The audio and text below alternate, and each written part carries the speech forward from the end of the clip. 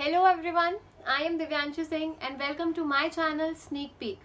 So today we'll be specifically talking about the continuing distress of the automobile sector in India. So the BS4 to BS6 engine transition is only adding to the misery.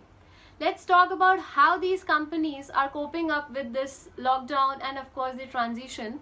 And at the end, I would be winding up this video with some of my suggestions, which would only be subjective to my opinion.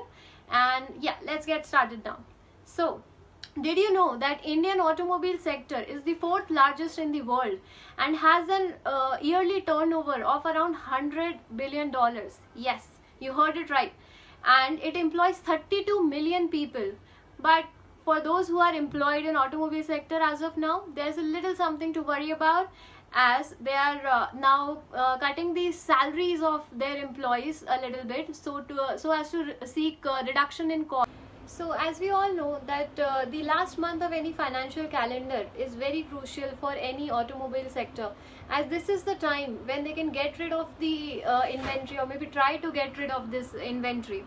However, in case of Maruti Suzuki India, they saw a dip of 47.6% this year in the domestic passenger vehicle segment. The sales of Hyundai declined 40%, and the sales of Mahindra & Mahindra plunged drastically to 88% as compared to March 2019 previous year.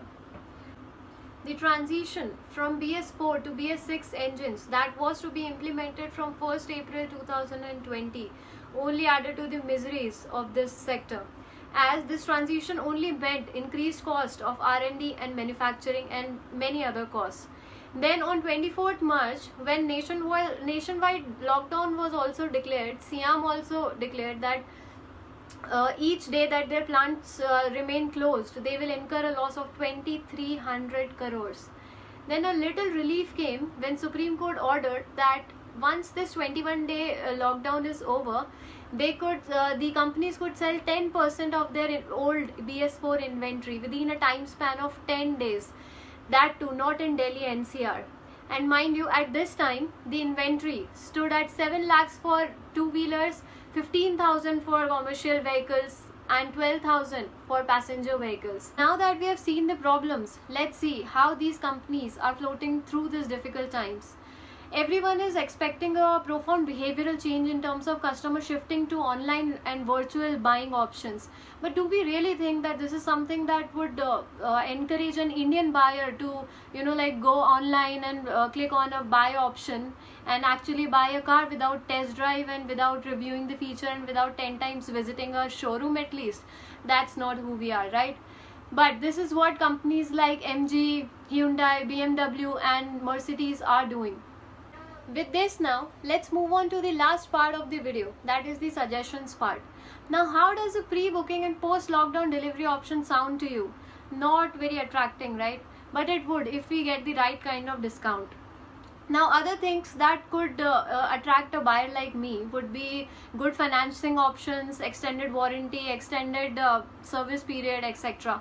And lastly, I would really like to have a sanitization button in my car given the setback of coronavirus, and I would really like to sit in a very sanitized car.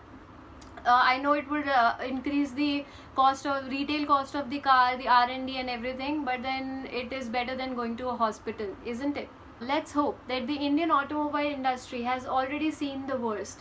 However, one thing that comes to mind is that the people who thought Ola and Uber were a substitute to owning your own car, I mean, don't you think there's going to be a little problem now? Of course, I think yes. The answer is yes.